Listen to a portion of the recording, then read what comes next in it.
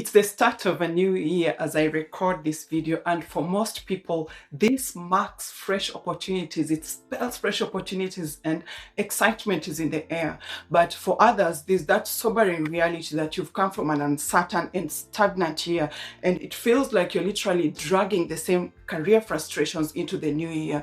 You had hoped for a promotion, but it did not materialize. And you probably watched some of your colleagues with less experience than you get the posts that you were eyeing. It did not sit well with you, and you've had to silently manage your emotions. You've even seen some of your colleagues join other departments. Some have even voluntarily left the organization and they're happy about it. But none of this feels like an option for you at the moment. So in this video, I'm going to share with you 7 strategies to naturally get you unstuck, get you back on track, and for you to make tangible progress this year. Hi, welcome back to my channel. And if we are meeting for the very first time, my name is Nancy. I help professionals, mostly women, in or aspiring to take up leadership roles to navigate career growth and leadership challenges without sacrificing your mental health. So if you stick around with me through all these 7 strategies, you're going to walk away with a clear, actionable plan that is going to feel authentic and achievable to you. There are no quick fixes and there are no gimmicks. It's not about chasing the titles, or it's not even about job hopping. It's just simple, proven ways focused on working on yourself naturally from the inside out. So kindly consider subscribing and pressing the bell if this is the kind of content that resonates with you, and you'll be notified every time I release a new video. The new year comes with that familiar urge to set big goals, to break new grounds, to make visible changes. But if you've been feeling stuck for a while in your career, it's going to take more than just resolutions to get things moving. You're probably feeling drained right now, and you're feeling uninspired. You are even unsure of your next move. So you need steps that you can take right now to bring clarity, to gain momentum without forcing anything drastic. So let's just get moving. At strategy number one, audit your time and energy. You want to start by auditing your time and your energy. And one of the biggest reasons why we feel stuck in our career is because we are spending too much time and energy on what feels familiar, but it doesn't move us in any direction, be it positive or otherwise. So you come to work and you follow a particular timeline, year in, year out, and you've made time for catching up with the daily newspaper, for example, time for filling that quick crossword puzzle in that newspaper, and you tell yourself, this is to jumpstart your brain. And then you'll catch up again with your colleagues, cross-check your phone every once in a while if a personal message comes through, and all this while you're counting the minutes to tea break or to lunch break, and it all feels normal for now. It's very easy to find comfort in routine, but this is also where stagnation can take root. So try tracking how you're spending your time at work for 1 week, from the time you get into the office to the time you close up for the day, and then consciously take notice of how you feel at the end of each task or activity. Then you want to ask yourself, which tasks and activities actually energize me? Which ones leave me drained? Are there activities that you can actually do without? And what would happen, for example, if you didn't open that newspaper the first thing when you get into the office? Are there habits that I can actually replace with something more fulfilling? What is it about my job that makes me look forward to tea or lunch breaks? Could it be boredom, or it could be something else? And once you've identified what's draining you, start making the small shifts in the opposite direction. Even a 10% shift will actually make a huge difference in the long run. For example, just putting your phone on silent mode during work hours, foregoing that newspaper to avoid getting distracted, and then focusing on your main agenda for the day every single day. And whatever you can delegate, do it. Working smart is about focusing on your strength zones, and as you empower others to work on theirs, and delegation is a big part of this. And you'll notice that focusing on your strengths is actually going to help keep your work high value. And then once you've freed up your energy, the next step is to reconnect with what truly inspires you. And this is where number 2 comes in. Strategy number 2, reconnect with your deeper why. How often do you take a moment to ask yourself, why did I choose this career? Am I making the impact that I had hoped to make? Or have I settled and let routine take the lead? I may not be satisfied totally with where I am today, but are there things that I've done up until now that I'm proud of? Purpose powers your mental, emotional, and physical, and even intellectual engines. So that's why when we lose sight of our purpose, work somehow feels meaningless. So reflecting on the fundamentals is going to keep you grounded in why you are there in the first place. So ask yourself these 3 questions. Why did I choose this career path? Is it because of what I was going to get from it, the salary, job security, allowances, or is it more of what I discover pouring myself fully into it? And that's the intrinsic qualities that you have coming to the surface. Do I like the person that I'm becoming working in this profession? And will I like this person 10, 20 years down the line, or will I be counting my losses? How exactly am I touching other people daily? Why is that important to me? Can they feel a positive impact? You want to write down your answers and keep them visible somewhere where you can see them throughout your days in the office. These ones are going to serve as a daily reminder of your purpose. They're going to keep you grounded and focused, and even help you realign your actions with your goals. And now, with the why comes the how. So we're now going to focus on growth. Sometimes getting unstuck just means stepping out of your work altogether. And this brings us to strategy number 3, learn a new skill outside of your work. Growth does not always have to happen inside the office. Just remember the last time you dipped your hands and your mind into something totally unrelated to your work and you actually liked it. Some of the best personal breakthroughs happen when you explore something completely unrelated to your line of duty. If you've heard my story, I used to work as a cabin crew and I loved my job. Just meeting and serving different people in almost every flight, discovering new destinations through their eyes. And I loved all that. Anyone who knows me will tell you I've always been a storyteller. So during my free time, you'd find me writing and compiling short stories, putting together long essays about all these experiences. And it became such a big part of me that I could not go to sleep without writing something about my days. And not so many people know what I was documenting, but this is where my highlights were coming from.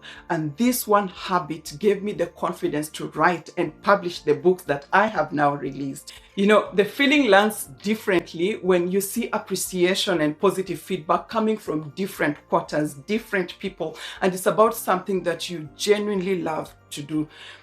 All I'm saying is just try learning a new skill or a hobby that excites you, whether it's taking a cooking class, taking dance lessons, learning a new language, trying photography.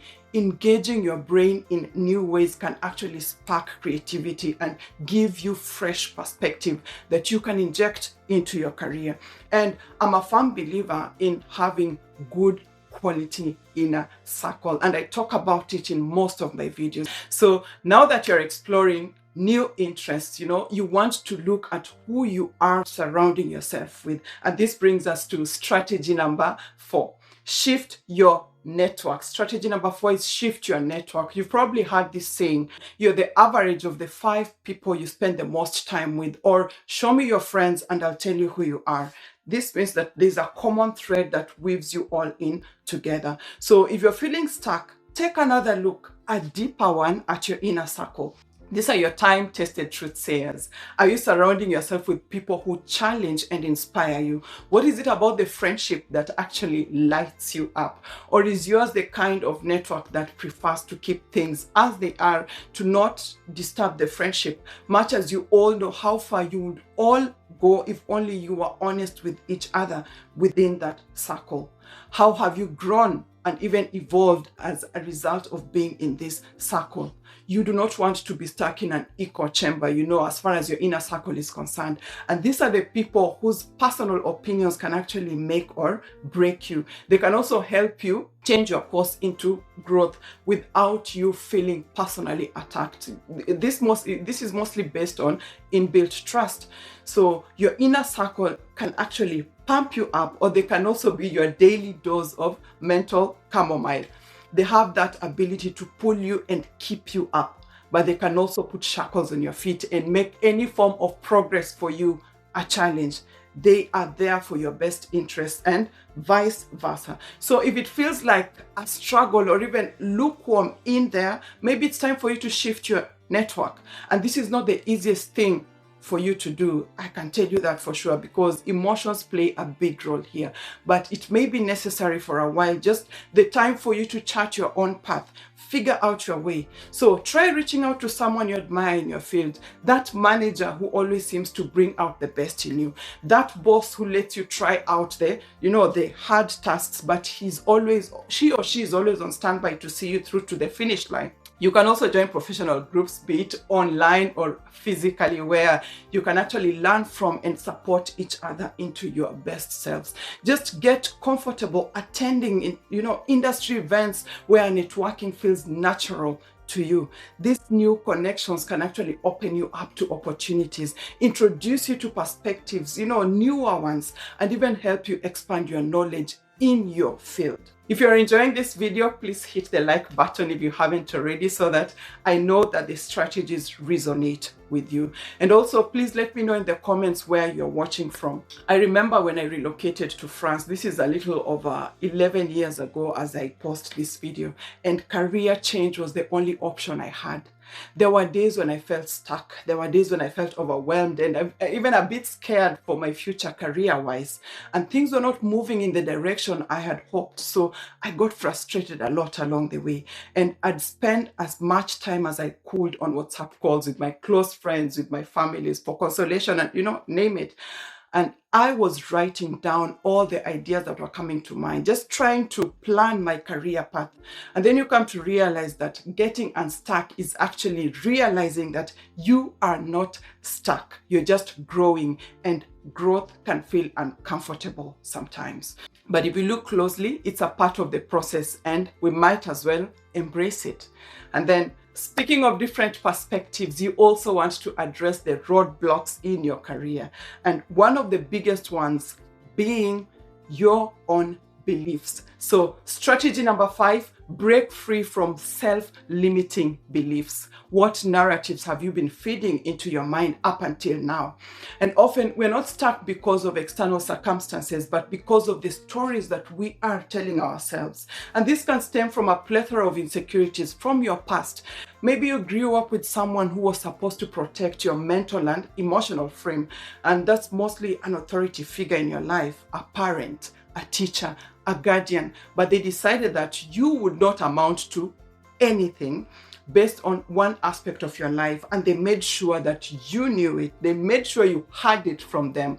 Or maybe you were bullied a lot in school for being a certain way, too tall or too short, too fat, too thin, too big, too small, too loud, too quiet, too light, too dark, or simply you could not fit in with the others. And much as the trauma took root, it was never addressed. So all these years later, you can still hear those voices. You haven't forgotten how they made you feel, and now they are stopping you from rightfully achieving your milestones. Thoughts like, I am not good enough. I cannot do that like the other people. It's probably too late for me to try or even to make a change. Everyone can see through me and they know my weaknesses. Thoughts like this can actually hold you back more than any job or company ever will. And worse still, you could be dialing on people who are dealing with their own insecurities and they did not know any better. But you're the one who's still in a cage. You're the one who's still stuck. So here's a practical tip. Write down one self-limiting belief that you have been carrying for the longest time, just one. Then challenge it with facts. For example, I'm too shy and boardroom meetings are just going to chew me alive. I'm better off quiet so I can maintain peace and calm even if I don't get promoted.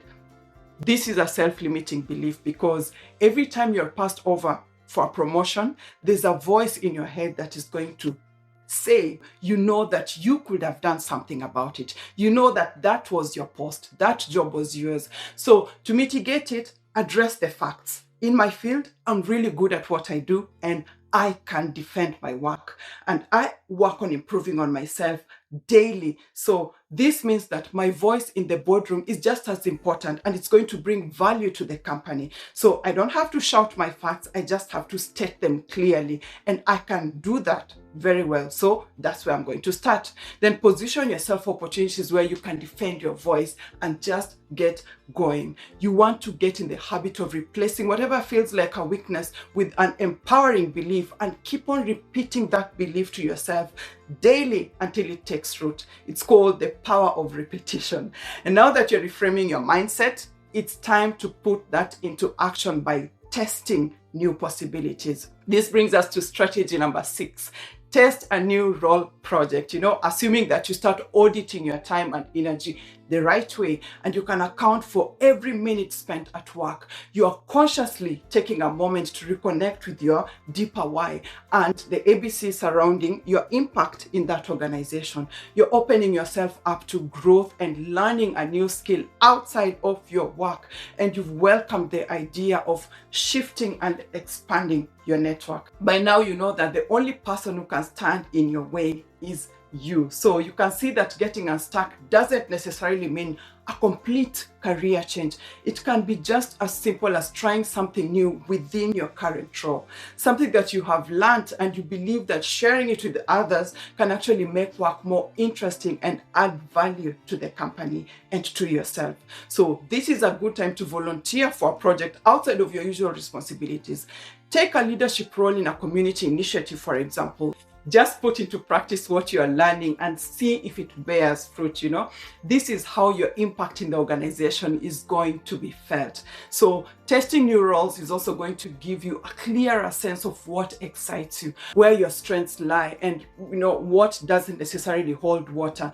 And this you will notice by how others react to your output, and then apply the addition and elimination method of ensuring growth. Whatever is working, double down on it. Learn more if you can, do extra research, and expose yourself to more initiatives just like this one. That which is not working, on the other hand, should actually be eliminated from your agenda so that you focus squarely on your strength zones. An example, maybe your job description is you are a programming assistant, which means that you should be behind the computer from the time you get to work to the time you leave the office. But now, here's a weekend where the company you work for is organizing a marathon to help raise funds and create awareness about a matter affecting communities around your area. You step up to lead the group from your department, knowing that you have been privately taking public speaking classes, and here's the opportunity to see if the lessons are paid off. All feedback is good feedback as long as it helps you grow. But you will have to be the one to take the first step. Let's talk about this one thing that most people overlook when they feel stuck, and that is the power of a strategic pause. Strategy number 7, take a strategic pause. Please repeat after me. It's okay to slow down. Sometimes the best way to move forward is to actually take a step back. Take a break and set the reset button. We live in a culture where, the hustle is actually glorified, but you need to be in the best shape physically, mentally, emotionally to get the most out of that hustle. So taking a pause can actually give you the clarity that you need to make better decisions and bring other aspects of your life, which are just as important, into perspective.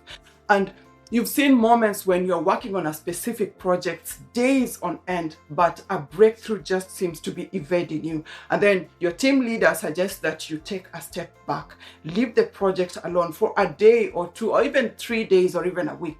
Focus on other duties if you can. And in the process, someone in the group experiences a eureka moment, and the project eventually gathers momentum. The same principle applies to our personal endeavors.